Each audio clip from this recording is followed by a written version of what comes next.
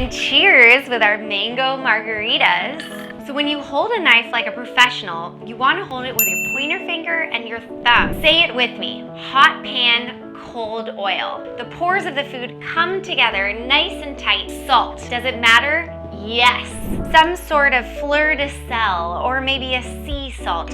It looks entirely different. This is what gives it the best flavor. And over the course of about a week to 2 weeks, it grows into a whole nother green onion. If you use a high heat with a cast iron pan like this, it can crack. I have one of my favorite desserts and I can't wait to serve it to my friends tonight. You cannot get this type of personalization, community, and richness and live coaching watching YouTube. Connecting from the comfort of our home and making a delicious, healthy meal that makes you feel great and makes you wow your taste buds and your family and friends.